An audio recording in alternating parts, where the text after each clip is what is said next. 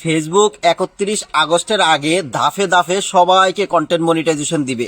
আপনি 31 আগস্টের আগে এই লিস্টের আওতায় আছেন কিনা, আপনি 31 আগস্টের আগে কন্টেন্ট মনিটাইজেশন পাবেন কিনা, চাইলে আপনি নিজেও চেক করতে পারবেন। আমি স্টেপ বাই স্টেপ আপনাদেরকে দেখাই দিব আপনি কিভাবে চেক করবেন আপনি কন্টেন্ট মনিটাইজেশন 31 আগস্টের আগে পাবেন কিনা। পুরো প্রসেসটা আমি আপনাদেরকে দেখাচ্ছি। আপনারা যে কাজটা করবেন, এখানে যে ভিডিও, আপনার প্রোফাইলে যাওয়ার পরে এখানে যে ভিডিও অপশন দেখতে পাচ্ছেন, আপনারা ভিডিও অপশনে ক্লিক করবেন।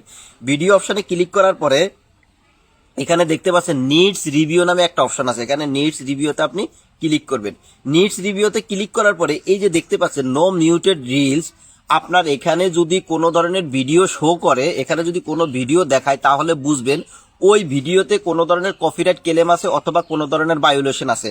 সো যেই কাজটা করবেন, এখানে কোনো ভিডিও যদি দেখায় আপনার, আপনি এখান থেকে ভিডিওটা ডিলিট করে দিবেন।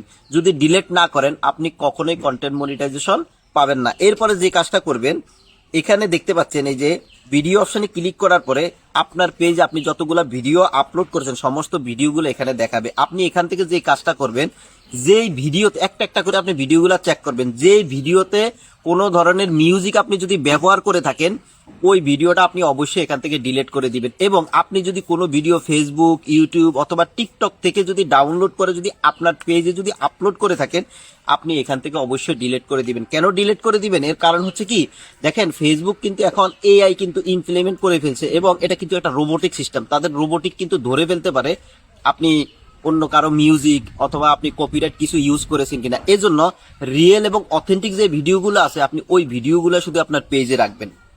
অবশ্যই এখান থেকে আপনার যেগুলো আপনার অরিজিনাল কন্টেন্ট না, আপনি ওই কন্টেন্টগুলো ডিলিট করে দিবেন। এরপরে যে কাজটা করবেন, এখান থেকে যে দেখতে পাচ্ছেন এখানে মোর নামে একটা অপশন আছে, আপনি এখানে মোর অপশনে ক্লিক করবেন। মোর অপশনে ক্লিক করার পরে দেখতে পাচ্ছেন এখানে ফটোজ নামে একটা অপশন আছে, এখানে আপনি ফটোজে ক্লিক করবেন। ফটোজে ক্লিক করার পরে এই যে দেখতে পাচ্ছেন, আপনি ফেসবুক পেজ খোলার পর থেকে আপনি যতগুলা ফটো আপনি আপলোড করেছেন আপনার পেজে, সমস্ত ফটোগুলা কিন্তু এখানে একটা একটা করে শো করতেছে। এখন এখান থেকে আপনি যেই কাজটা করবেন, যেই ফটোসগুলো আপনার না, আপনি অন্য কোথায় থেকে ডাউনলোড করে এখানে আপনি আপলোড করেছেন, এখানে যেই ফটোগুলো আপনার না, আপনি ওই ফটোগুলা ডিলিট করে দিবেন। আপনার না বলতে আপনি দেখা গেছে কিছু ফটোজ আপনি ফেসবুক থেকে ডাউনলোড করে সরাসরি ডাউনলোড করে এখানে আপলোড করেছেন, অথবা কিছু ফটো দেখবেন আপনি যেমন রক্ত মাখা ছবি, অর্থাৎ কেউ মারামারি করতেছে, রক্ত বের হচ্ছে, এইরকম কিছু ছবি যদি আপনি আপলোড করে থাকেন, আপনি ওই ফটোগুলো অবশ্যই ডিলিট করে দিবেন। কারণ ফেসবুকের যে কমিউনিটি স্ট্যান্ডার্ড গাইডলাইন আছে, ওই গাইডলাইনের ভিতরে যে ছবিগুলো পড়বে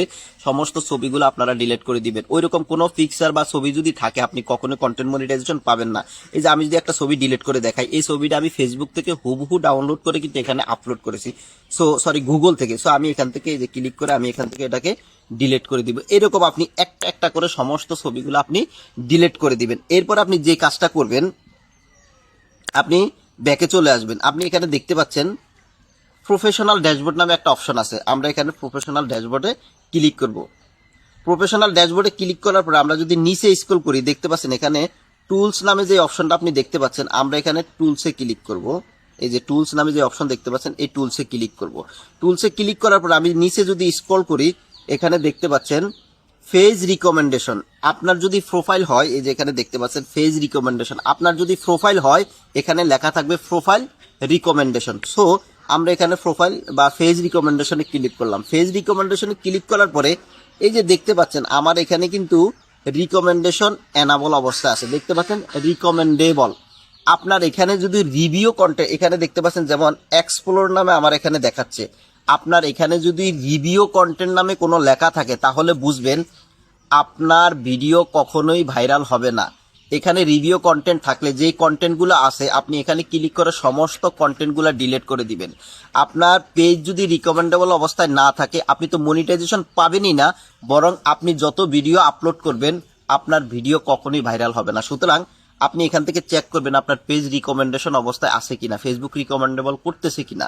যদি করে, এইরকম এই যে দেখতে পাচ্ছেন উপরে যে স্টার চিহ্নগুলো আছে, এইরকম অবস্থায় যদি থাকে, এখানে যদি রিভিউ কন্টেন্ট না থাকে, মানে এইরকম অবস্থায় থাকলে কিন্তু আপনি কন্টেন্ট মনিটাইজেশন পাওয়ার সম্ভাবনা আছে এবং আপনার ভিডিও ভাইরাল হওয়ার কিন্তু সম্ভাবনা আছে।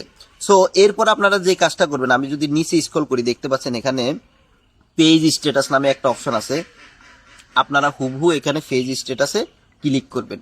পেজ স্ট্যাটাসে ক্লিক করার পরে এই যে দেখতে পাচ্ছেন আমার এখানে দেখাচ্ছে পেজ হ্যাজ নো ইস্যু। আপনার এখানে যদি পেজ হ্যাজ নো ইস্যু থাকে তাহলে বুঝবেন আপনার পেজে কোনো ধরনের ভায়োলেশন, কোনো ধরনের কপিরাইট ক্লেম নেই। কিন্তু আপনাদের অনেকের এখানে পেজ হ্যাজ সাম ইস্যু লেখা থাকতে পারে। যদি পেজ হ্যাজ সাম ইস্যু থাকে তাহলে বুঝবেন আপনার পেজে কোনো ধরনের ভায়োলেশন অথবা কপিরাইট ক্লেম আছে।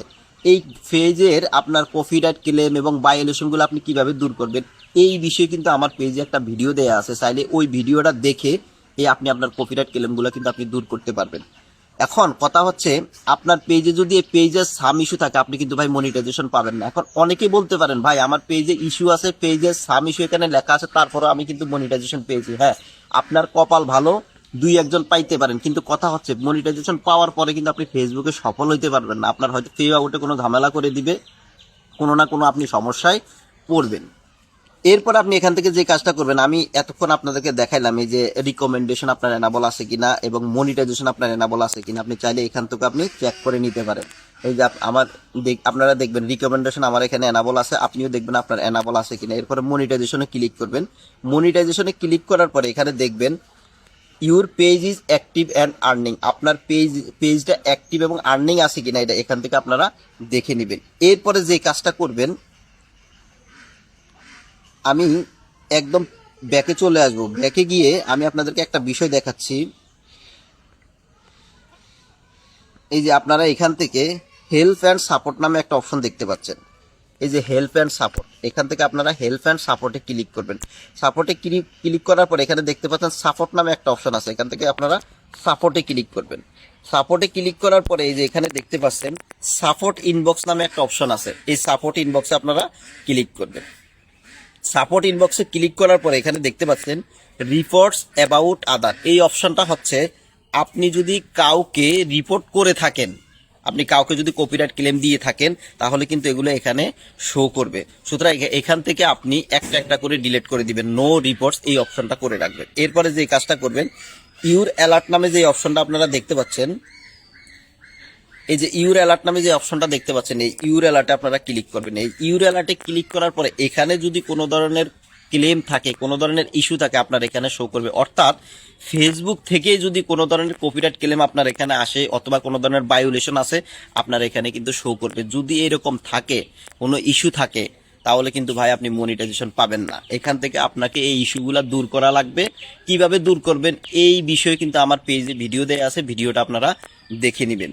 সো এইভাবে কিন্তু চাইলে আপনি চেক করে নিতে পারেন আসলে 31 আগস্টের আগে আপনি ফেসবুক থেকে আসলে কন্টেন্ট মনিটাইজেশন পাবেন কিনা। যদি আমি যে প্রসেসগুলো দেখাইছি আমার পেজের মতো যদি আপনার পেজে এরকম একদম ফ্রেশ থাকে, কোনো ধরনের ভায়োলেশন না থাকে, কপিরাইট ক্লেম না থাকে, তাহলে 31 আগস্টের আগে আপনিও কিন্তু কন্টেন্ট মনিটাইজেশন পাবেন। সো ভিডিওটা যদি ভালো লাগে আর আমি আমার পেজে কিন্তু এরকম ভিডিও আপলোড করে থাকি, সবাই ভিডিওটা একটু শেয়ার করে দিবেন এবং পেজে যদি ফলো দিয়ে না থাকেন পেজটাকে একটু ফলো করে রাখবেন। সবাই ভালো থাকবেন, আসসালামু আলাইকুম।